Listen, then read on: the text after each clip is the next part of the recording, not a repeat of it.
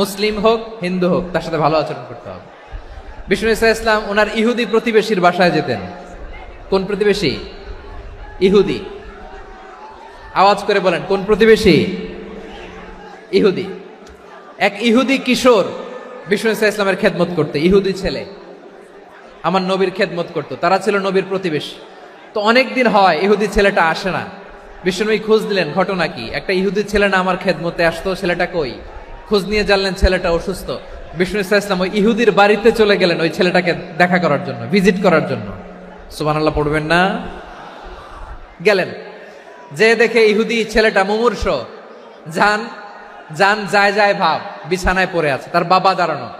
বিশ্বনবী তার মাথার পাশে বসলেন, মাথায় হাত বুলিয়ে দিলেন, আর ছেলেটাকে বললেন, আসলিম, হে ইহুদি ছেলে, আসলিম, ইসলাম ধর্ম গ্রহণ করো। তো ছোট্ট ছেলে ভাবে আমরা ইহুদি, এখন ইসলাম ধর্ম গ্রহণ করলে আব্বা যদি বকা দেয়, ফানাযারা ইলা ওয়াজহি আবি, ছেলেটা তার বাবার চেহারার দিকে তাকালো, দেখি আব্বা কি কয়। আব্বা যদি বলে তাইলে ইসলাম ধর্ম গ্রহণ করব।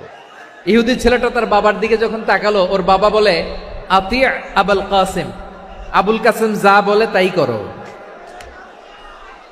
আবুল কাসিম হচ্ছে বিষ্ণু ইসা ইসলামের একটা কুনিয়াত, উপনাম। আমার রাসূলের বড় ছেলের নাম ছিল কাসেম। যেমন দেখবেন আমাদের এলাকায় কারো ছেলের বড় ছেলের নাম যদি হয় আব্দুল্লাহ, এরা আব্দুল্লাহর বাপ বলে ডাকে। কারো বড় মেয়ের নাম যদি হয় ফাতেমা, এরা কি ডাকে? ফাতেমার বাপ বলে না? তো বিষ্ণু ইসা ইসলামের বড় ছেলের নাম ছিল কাসেম। ইহুদি বাবা বলল, আতি আবুল কাসেম, আবুল কাসেম যা বলে তাই শোনো, মানে মোহাম্মদ যা বলে তাই শোনো। এই কথা শুনে ছেলে সাহস পাইছে, ছেলে আবার পড়তে আরম্ভ করলো, আশহাদু আল্লাহ ইলাহা ইল্লাল্লাহ ও আশহাদু আন্না মুহাম্মাদার রাসূলুল্লাহ, পড়েন আল্লাহু আকবার। বিশ্বনবীর আহ্বান শুনে ওই আহ্বানে সাড়া দিয়ে ইহুদি ছেলে শাহাদা পড়ে মুসলমান হয়ে গেল। তার হৃদয়টারে ইমানের নূর দিয়ে আলোকিত করে দিল কে? প্রিয় ভাইরা, এবার রাসূল সাল্লাল্লাহু আলাইহি ওয়াসাল্লাম বের হয়ে আসলেন ঘর থেকে, আর বললেন, আলহামদুলিল্লাহিল্লাযী আনকাযাহু মিনান নার, প্রশংসা সে আল্লাহর যে আল্লাহ জাহান্নামে চলে যাচ্ছিল প্রায় এমন একটা লোককে মুহূর্তের মধ্যে কালেমায়ে শাহাদাতের বদৌলতে জান্নাতি বানায় দিলেন। আওয়াজ করে পড়েন সুবহানাল্লাহ। এই হাদিস থেকে আমরা কি শিখলাম? What is the moral of the story? এক নম্বর স্টোরি হলো, প্রতিবেশী ইহুদি হোক হিন্দু হোক, যাবেন, সুসম্পর্ক রাখবেন, উপহার দিবেন, বিপদে পাশে দাঁড়াবেন, তাইলেই তো আপনাদের প্রতি, মুসলমানদের প্রতি তারা আকৃষ্ট হবে, ঠিক কিনা বলেন? আপনি যদি হিন্দুদের সাথে বৌদ্ধদের সাথে নাই মিশেন, নাস্তিকের কাছে নাই যান, তো ইসলামের সৌন্দর্যটা ওরা বুঝবে কেমনে? আমার অনেক হিন্দু পরিচিত ভাই আছে, ওরা আমাদের ইফতারির প্রোগ্রামে এসে একসাথে ইফতারি করে। অনেক মদখোর আমার সাথে বসে একসাথে ডিনার করে, হাফ প্যান্ট পরা, গলায় স্বর্ণের চেইন, হাতে স্বর্ণের ব্রেসলেট, আইসা আমার সাথে ডিনার করছে, আছে এরকম।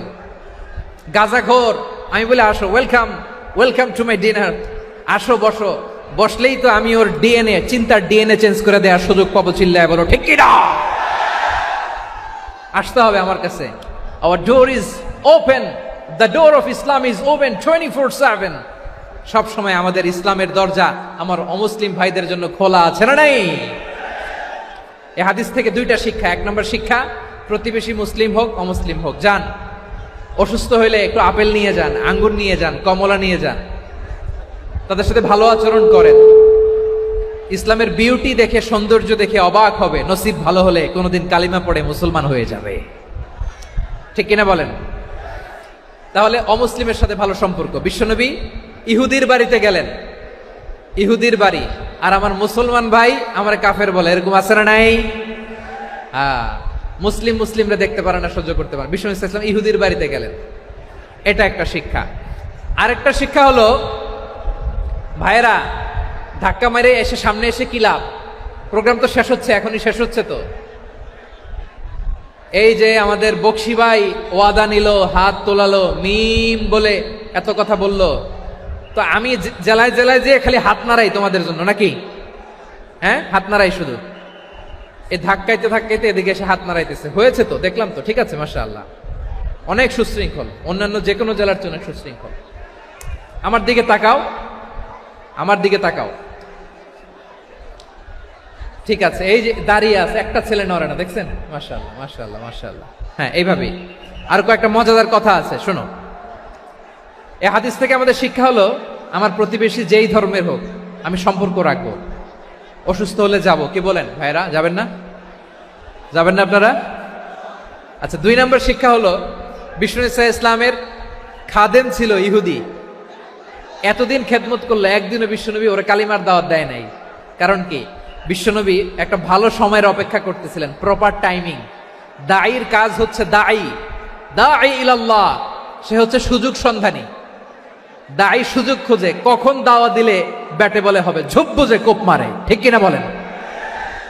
বিষ্ণু ইসলাম ভালো সময়ের অপেক্ষা করতেছিলেন, দেখি ভালো সময় আসুক আসুক আসুক আসুক। আস্তে আস্তে এমন সময় আসছে, ছেলে এবার মুমূর্ষ। অসুস্থ ব্যক্তির হৃদয় অত্যন্ত নরম থাকে। হসপিটালে যখন কেউ যায় তার হৃদয়টা বড্ড নরম থাকে, মৃত্যুর ভয়ে তার অন্তরটা নরম থাকে, ঠিক কিনা বলেন? এই প্রপার টাইমিং এর অপেক্ষা করতেছিলেন। যখনই টাইমিং পেয়েছেন দাওয়াত দিলেন, পড়ো লা ইলাহা ইল্লাল্লাহ, সুবহানাল্লাহ পড়েন সবাই।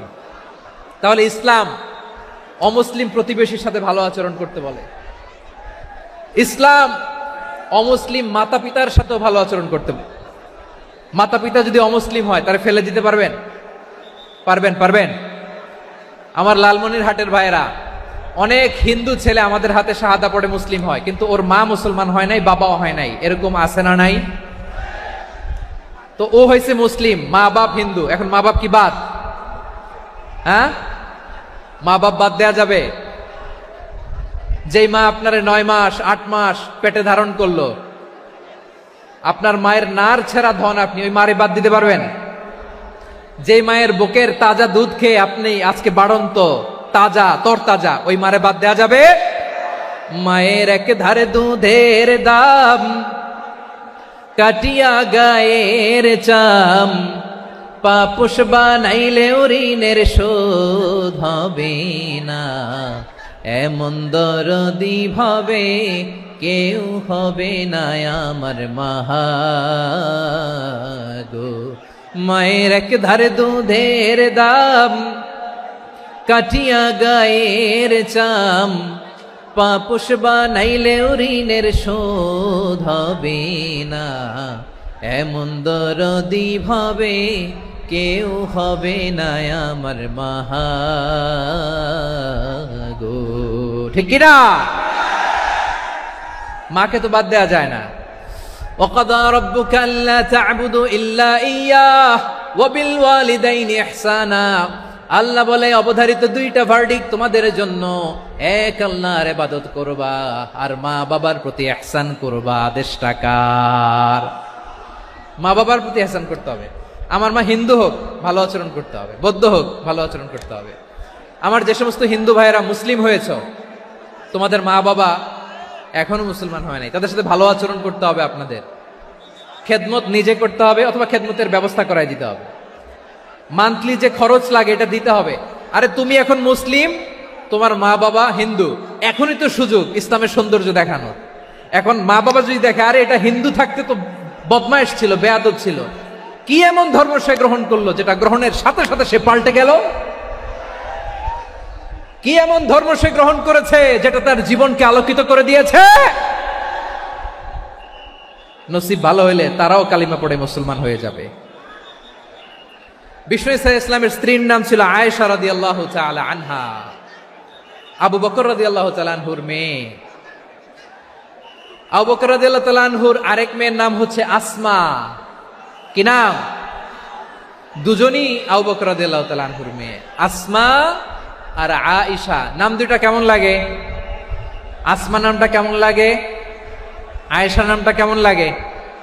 সবার ভালো লাগে নাই? নাম দুটো আপনাদের ভালো লাগে? লালমনিরহাটে অনাগত যদি কন্যা সন্তান হয়, যদি মনে চায় আসমা রেখে দিতে পারবেন, যদি মনে চায় আয়েশা রেখে দিয়েন। দেশে বিদেশে এয়ারপোর্টে রাস্তাঘাটে শুধু বলে হুজুর একটা নাম দেন, আমার ছেলের একটা নাম দেন, মেয়ের একটা নাম দেন। তো আমার মনে আছে যশোরের 8 দিনের মাহফিলে আমি 1-2টা নাম দিয়েছিলাম। আজকে লালমনিরহাটের এই প্রোগ্রামে কন্যা সন্তান যদি হয় 2টা নাম দিলাম, আসমা কিংবা আয়েশা। ইনশাআল্লাহ পড়েন। দুজন বোন, এক মায়ের না, বাবা এক মা দুজন। আয়েশা রাদিয়াল্লাহু তাআলা আনহার মায়ের নাম উম্মে রুমান, আর আসমা রাদিয়াল্লাহু তাআলা আনহার মায়ের নাম কুতাইলা বিনতে